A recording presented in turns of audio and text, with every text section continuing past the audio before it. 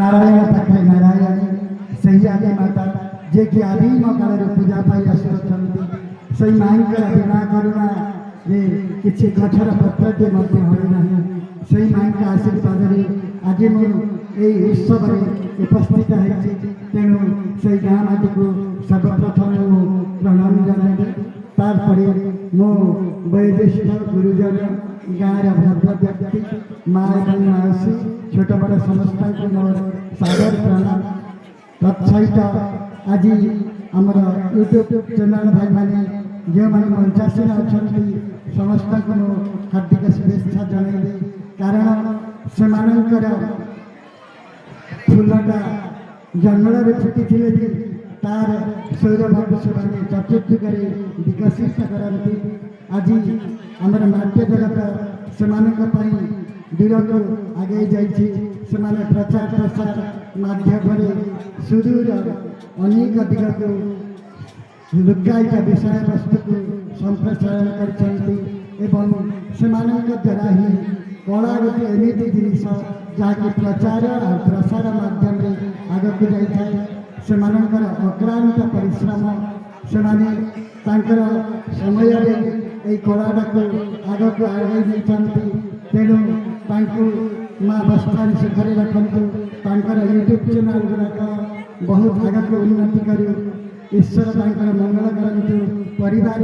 सुख बन दिंतु यह मैं कामना करुच्ची तत्सहित आमर मैनेजर महाशय एवं वाद्ययंत्र जो भाई मैंने सहयोग कर इलेक्ट्रिक व्यवस्था जे सहयोग कर गुरुजन मैंने तत्सहित अनेक दर्शनार्थी जो मैंने कला को आज देखापी से उत्कंठा सहित चाह रही से प्रणाम जनइबी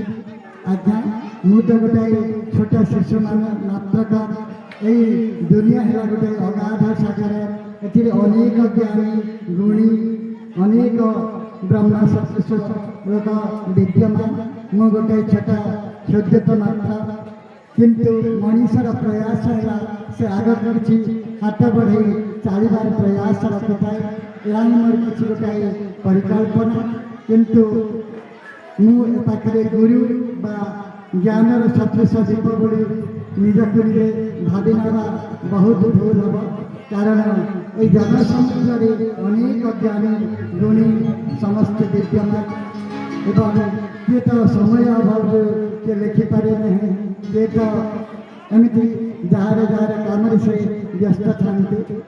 आज नाटक है भल पाइबा भय लगुच हेले आज्ञा नाटक भल पाइबा भय लगुच स्थान आजिकल जो उद्यम अवस्था आसी अनेक युवक युवती जौन अवस्था से पिता माता आज्ञा को अवज्ञा कर अन्य पथरे चली जाती एवं शेष परिणामटा कौन हुए प्रकृत में जो बाहागर पिता माता आशीर्वाद न थाए जो गुरुजन आशीर्वाद न थाए से अभिशाप में परिणत हो जाए तेणु आजिकार विषय वस्तु सही उपर आधारित एथिरे अनेक त्रुटि दोष दोषी भूल थाईपे कथार तो कहती एमती आम खाऊ खाऊ भात गोटे पड़ जाए कि लेगे लेगे भूल हो जाए एमती जदि अनेक मोर त्रुटि कि दोष थाए ताहले आपण मैंने निजर संतान बोली भावी ने कारण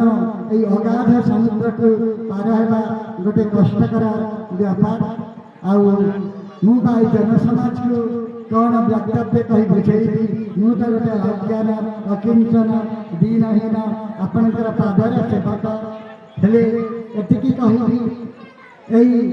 कला को से समस्त आशीर्वाद करंतु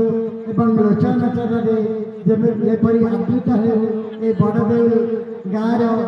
नाटी चारिआडे विख्यात हो एवं ये गाँव को समस्ते मन पकातु यह ही भावे मो वाणी को